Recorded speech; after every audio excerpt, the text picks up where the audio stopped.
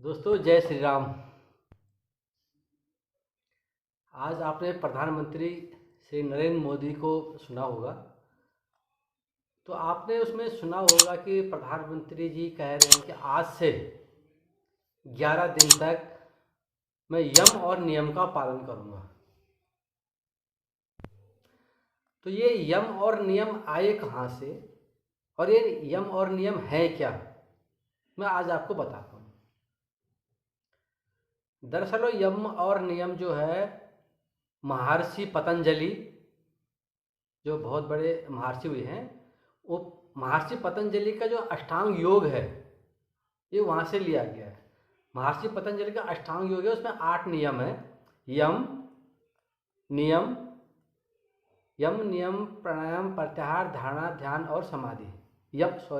यम नियम आसन प्राणायाम प्रत्याहार धारणा ध्यान और समाधि। तो जो पहले यम और नियम है वही प्रधानमंत्री मोदी जी कह रहे हैं कि मैं यम और नियम का पालन करूंगा अगले 11 दिन। आज मेरे पास एक बुक है, अष्टांग योग है, तो इसका मैं सहारा लूंगा और आपको बताऊंगा कि यो यम नियम जो है वो दरअसल है क्या हो। तो जो यम है वो यम के भी 5 भाग, आगे जाके आप और आगे डीपली जाओगे तो यम के 5 भाग हैं।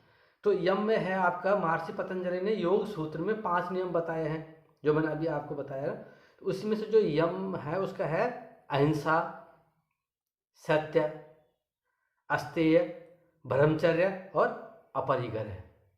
ये तो यम हो गया। उसके बाद दूसरा आता है नियम। ठीक है, तो जो नियम है उसके भी फिर आगे 5 भाग हैं। तो जो 5 भाग वो है शौच, संतोष, तप, स्वाध्याय और ईश्वर प्रणिधान। तो यदि मैं यम की बात करूं तो यम में जो पहला है वो है अहिंसा। आप लोग सब जानते हैं कि अहिंसा का मतलब क्या होता है। किसी भी प्राणी को पीड़ा न पहुंचाना, ये अहिंसा हो गया, सब लोग जानते हैं। दूसरा होता है सत्य, सत्य वचन बोलना, सत्य वचन का पालन करना, जैसा सुना है वही वर्णन करना, यही सत्य होता है। दूसरा होता है अस्तेय, तीसरा होता है अस्तेय। अस्तेय होता है कि धर्म विरुद्ध चोरी या अन्यायपूर्वक किसी की चीजों को हड़प लेना स्तेय है। इसके विपरीत प्रायी वस्तु को और आकर्षित न होना, उसे ग्रहण न करना, उसकी अभिलाषा न करना, ये अस्तेय है। मतलब एक होता है स्तेय, एक होता है अस्तेय, एक दूसरे के विलोम है। या हम अस्तेय की बात कर रहे हैं तो अस्तेय का मतलब होता है कि किसी भी वस्तु की ओर आकर्षित न होना, किसी प्राय वस्तु की ओर आकर्षित न होना ही अस्तेय है। 3 हो गए। चौथा है ब्रह्मचर्य। ब्रह्मचर्य का मतलब आपको पता है, उपस्थेंद्रिय अथवा ज्ञानेंद्रियों को संयम ब्रह्मचर्य कहलाता है। अपने ऊपर संयम रखना सबसे बड़ा ब्रह्मचर्य है। इसके बाद आता है अपरिग्रह। अपरिग्रह होता है चारों ओर से भोग साधनों का ग्रहण करना, परिग्रह है। अब परिग्रह का उल्टा होता है अपरिग्रह। इसके विपरीत भोग साधनों को ग्रहण न करना अपरिग्रह कहलाता है। मैंने अभी बताया को, एक होता है परिग्रह, एक होता है अपरिग्रह। या हम बात करेंगे अपरिग्रह का। अपरिग्रह का मतलब होता है कि किसी भी भोग साधनाओं को ग्रहण न करना अपरिग्रह कहलाता है। ये हो गया आपका चौथा। ठीक है, इसी का यदि हम 5वां भाग बात करेंगे तो इसके 5वें भाग में महर्षि पतंजलि ने बताया है। ठीक है,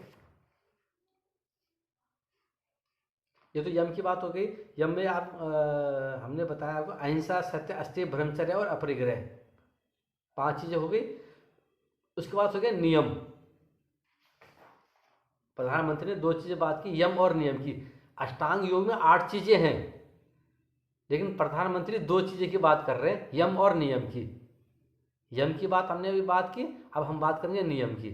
नियम में हमने अभी बताया था शौच, संतोष, तप, स्वाध्याय, ईश्वर प्रणिधान। इसके भी 5 रूप हैं। पहला है शौच। शौच 2 प्रकार के होते हैं, एक होता है बाह्य शौच, एक होता है अंतरंग शौच। बाह्य शौच आपको पता है, टॉयलेट वगैरह जो हम करते ही हैं, मूत्र त्याग करते हैं, शौचालय जाते हैं, वो तो बाह्य शौच हो गया। अंतरंग शौच जो हो गया वो हो गया आपका आंतरिक शुद्धि। अपने अंदर जो हम अपने शुद्धि करेंगे, अपने आप को जो शुद्धि करेंगे, वो हो गया आपका आंतरिक शौच। 2 तरह का हो गया, बाह्य शौच और आंतरिक शौच। उसका संतोष। संतोष का मतलब हमारे पास जो है उसी पे संतोष करना, जो नहीं है उसकी अभिलाषा नहीं करना है, ये हो गया संतोष। उसके बाद तप, तीसरा हो गया तप। तप का मतलब जिस प्रकार घुड़सवारी में माहिर घुड़सवार बिगड़ेल घोड़े को भी काबू कर लेता है, उसी प्रकार साधना में शरीर, प्राण और इंद्रियों और मन को नियंत्रित कर लेना ही तप कहलाता है। एक घुड़सवार एक घोड़े को अपने काबू में कर लेता है, चाहे वो कितना बिगड़ेल है, वही सबसे बेस्ट घुड़सवार कहलाता है। उसी तरह अपने मन की जितने भी इंद्रियां हैं उनको अपने बस में कर लेना ही क्या है, तप है। 3 चीजें क्लियर हो। चौथा है स्वाध्याय। स्वाध्याय का मतलब है इसमें साधक अंतर्मुखी होकर अपने चित्त और उसमें निहित विकारों का अध्ययन करता है। पवित्र पावन ओम का जय तथा मोक्ष मार्ग में प्रवृत्त करने वाले शास्त्रों, वेदों, उपनिषदों, गीता आदि का अध्ययन करना स्वाध्याय कहलाता है। यदि हम सीधी सीधी बात करें तो अच्छी किताबें पढ़ना, अच्छे विचार लाना अपने मन में, यही स्वाध्याय है। 4 क्लियर हो गया। 5वां है ईश्वर प्राणिधान। जैसे नाम से आपको पता चला, ईश्वर प्राणिधान, ईश्वर के प्रति श्रद्धा, प्रेम, समर्पण और भक्ति, ईश्वर प्राणिधान कहलाता है। तो वैसे तो महर्षि पतंजलि ने 8 योग बताए हैं, यम, नियम, आसन, प्राणायाम, प्रत्याहार, धारणा, ध्यान और समाधि। लेकिन हमारे जो प्रधानमंत्री हैं वो 2 की बात कर रहे हैं, यम और नियम की। यम में भी, यम को आगे जिसको डीपली जाएंगे तो 5 पार्ट हैं उसके, और नियम के भी 5 पार्ट हैं, वो मैंने आपको विस्तृत बता दिए हैं। तो अगले 11 दिन हमारे प्रधानमंत्री इस यम और नियम का पालन करेंगे। वैसे तो सबको करना चाहिए, बहुत अच्छी बात है, कोशिश करेंगे हम भी यम और नियम का पालन करेंगे, ठीक है।